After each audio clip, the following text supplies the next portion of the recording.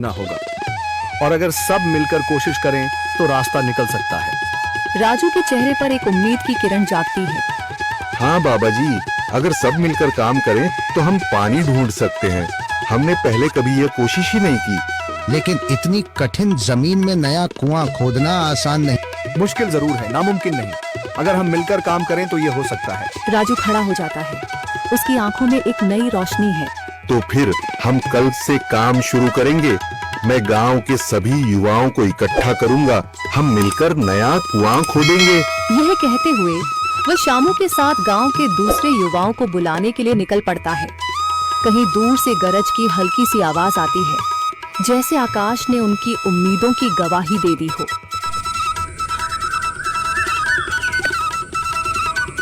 अगली सुबह राजू और शामू गांव के युवाओं को इकट्ठा करने निकल पड़े। चौधरी महेश की हवेली के सामने एक भीड़ जमा है। बाबा जी, संदरी, गांव के कुछ बुजुर्ग और किसान सभी मौजूद हैं। हम हाथ पर हाथ रखकर नहीं बैठ सकते। अगर अल्लाह ने हमें हिम्मत दी है तो हमें खुद पानी के लिए मेहनत करनी होगी। हम एक नया कुआं खोदेंगे। लेकिन राजू, क्या हमें यकीन है कि वहाँ पानी मिलेगा? बेटा, पानी जमीन के अंदर होता है, बस सही जगह खोदने की जरूरत है। हमने अपने बुजुर्गों से सुना था कि पुरानी नहर के पास जमीन नरम थी, शायद वहीं पानी हो। बाबा जी सही कह रहे हैं। अगर तुम सब यह काम करने के लिए तैयार हो तो मैं अपने कुछ मजदूर भेज सकता हूँ। धन्यवाद चौधरी जी, लेकिन हम सब खुद भी मेहनत करेंगे। यह हमारे गांव के अस्तित्व की लड़ाई है। संदरी, जो अब तक चुप थी, आगे बढ़ती है।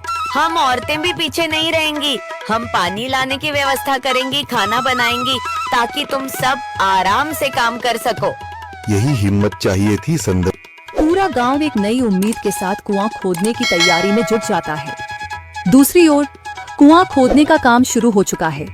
राजू, शामू और दूसरे युवा बेलचे चलाने लगते हैं। मिट्टी बाहर निकाली जाने लगती है।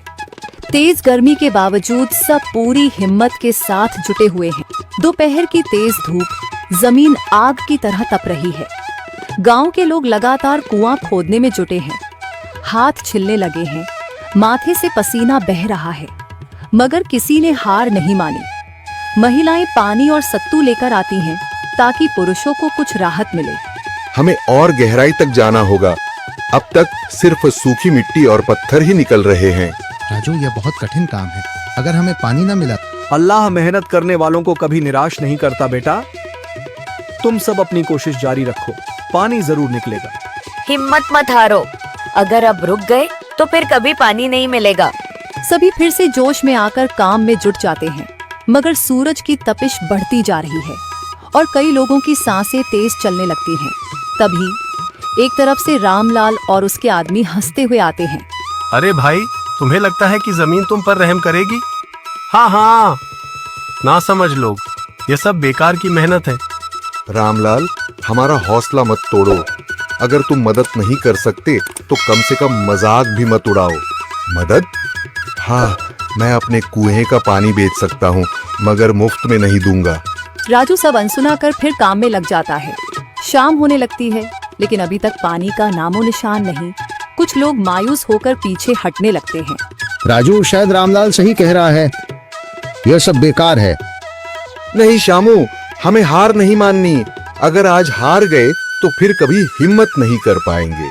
तभी अचानक फावड़ा किसी कठोर चीज से टकराता है। एक अजीब सी आवाज आती है। राजू चौंक कर देखता है और जल्दी जल्दी मिट्टी हटाने लगता है। अचानक एक ठंडी लहर महसूस होती है। सभी लोग दौड़ कर आते हैं। जैसे जैसे मिट्टी हटती है, नीचे से गीली जमीन नजर आने लगती है। सब हैरान रह जाते हैं। सुभान अल्लाह, मैंने कहा था ना, अल्लाह हमारी मेहनत को झाया नहीं करेगा। राजू और बाकी सभी जोर लगाते हैं। कुछ ही पलों बाद अचानक मिट्टी के नीचे से पानी की एक छोटी सी धारा फूट पड़ती है। गांव वाले खुशी से चिल्ला उठते हैं। पानी पानी निकल आया। यह अल्लाह की कुदरत है रामलाल, जिस पर तुम्हें यकीन नहीं था। पूरा गांव आनंद से झूम उठता है। लोग एक दूसरे को बधाइयां देते हैं। औरतें दुआ करने लगती हैं। कुछ दिन बीत चुके हैं। गांव वाले नए कुएं से पानी भर रहे हैं, खेतों को सींच रहे हैं और जिंदगी फिर से पटरी पर लौट रही है। मगर रामलाल अब भी अपनी